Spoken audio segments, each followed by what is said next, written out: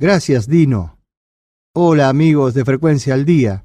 Desde Buenos Aires les habla Víctor Hugo González.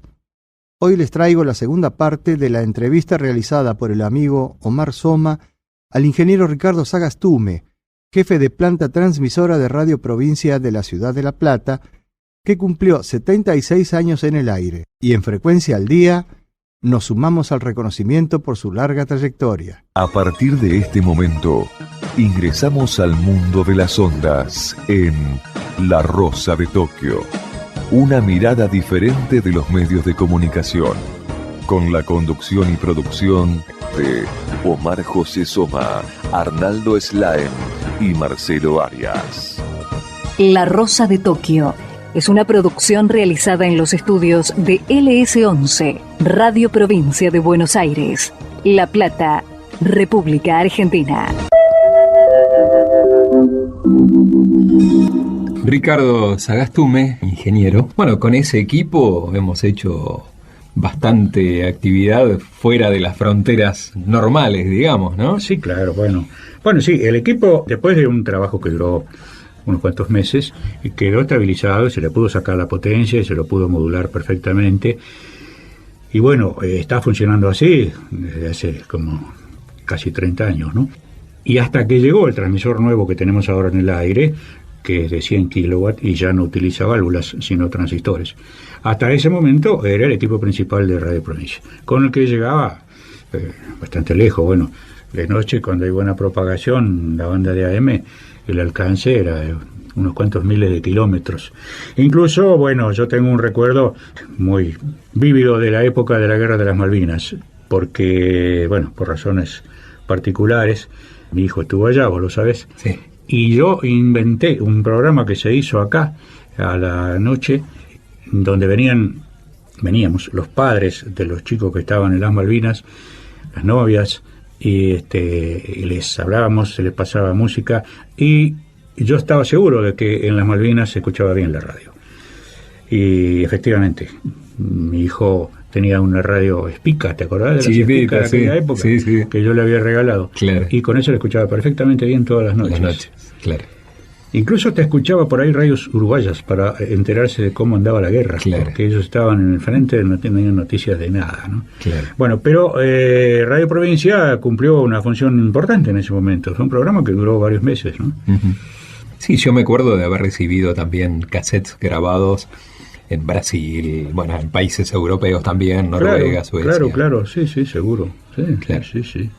Bueno, yo he hablado hace un par de años o algo así, con un radioaficionado de Porto Alegre, que me dijo que desde hacía muchos años él escuchaba los sábados a la noche el programa de la ópera. Sí. Que hacía Leopoldo Bossano. Claro. Y llegaba perfectamente a Porto Alegre los sábados a la noche. La frecuencia de emisión no es una frecuencia muy linda, ¿no es cierto? 1270 kHz. De día no ayuda, pero de noche sí. De noche sí, claro. De noche sí, las frecuencias más altas de la banda, de noche se propagan bien. Se propagan de más. Día no, de día el alcance es menos de la mitad del que podríamos tener en una frecuencia de 500 y pico, 600 kilociclos, ¿no? Claro. Mira, en los libros de historia figura en que Radio Provincia comenzó a emitir en 1310 kHz. Y años después fue cambiada a 1270. Bueno, no hay demasiada diferencia, ¿no? No, claro. Incluso en la planta hay todavía un cristal de 1310. Ajá, sí. Uh-huh.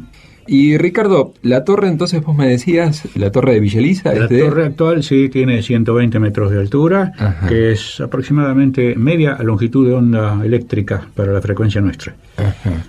O sea, la longitud de onda es aproximadamente el doble que los 120 metros de altura de la torre, ¿no? Claro. Lo cual indica que tiene muy buen rendimiento en esta frecuencia. Ajá. Para eso, por supuesto, debe estar bien sintonizada, bien ajustada. Claro. De eso te has ocupado todos estos años. Sí, hasta ahora último, en que para instalar el transmisor transistorizado hubo que cambiar el acoplador de antena. Claro, sí. Y bueno, hubo que hacer otro ajuste distinto, porque ya no se usa más la línea de alimentación que iba del transmisor a la antena, que era una línea hexapilar, o sea, 6 alambres de cobre separados con aislante de aire nomás. Claro. Sobre postes. Sí. Y Ahora se ha reemplazado por un cable coaxil que estaba enterrado entre el edificio y la base de la torre. De ahí tuviste que adaptar todo para el equipo viejo, digamos.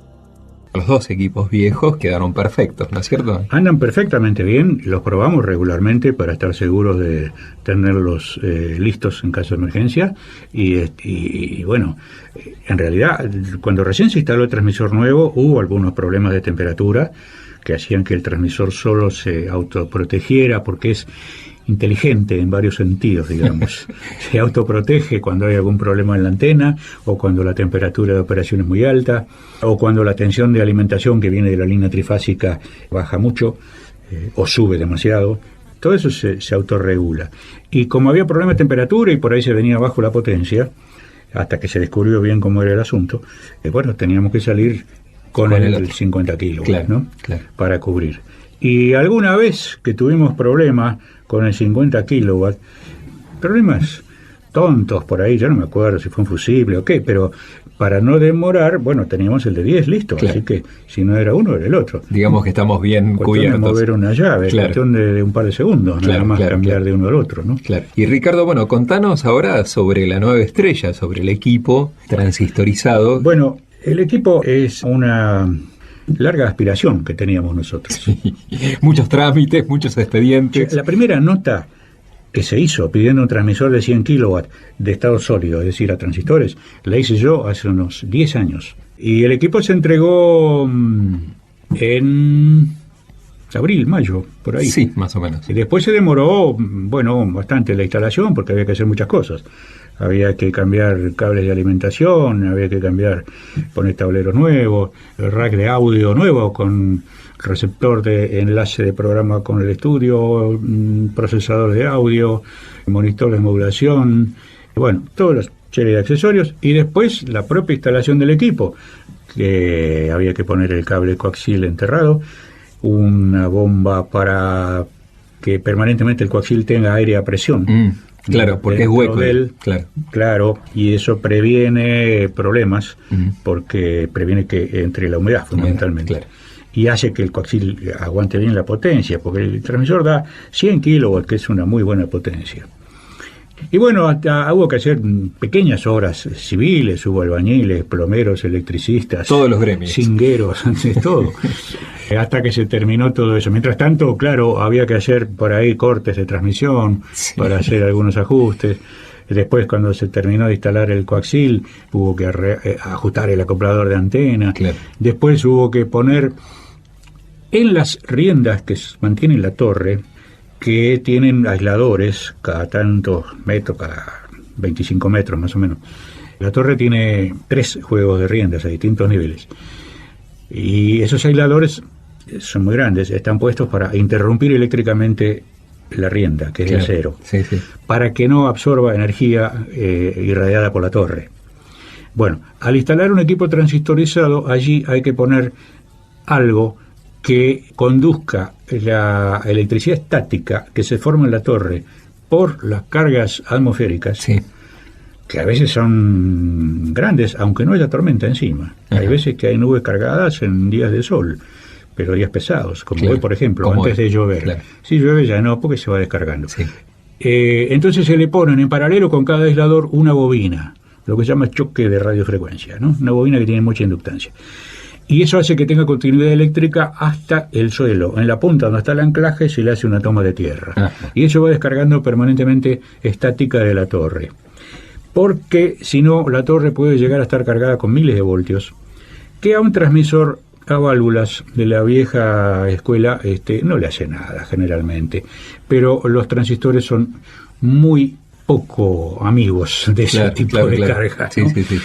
Y entonces hay que protegerlos de esa manera. Entonces acá se pusieron bobinas en todos los aisladores, que eran 36, y claro, para hacer ese trabajo había que cortar la transmisión de a ratos. Trabajo delicado, complicado, bueno, pero ya están puestos. La Rosa de Tokio es una producción realizada en los estudios de LS11, Radio Provincia de Buenos Aires, La Plata, República Argentina.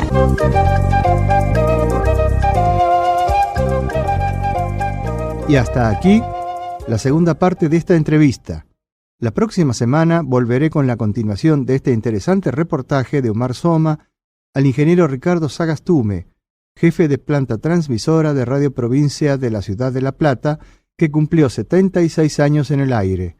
Y en Frecuencia al Día nos sumamos al reconocimiento por su larga trayectoria. Desde Buenos Aires les habló Víctor Hugo González.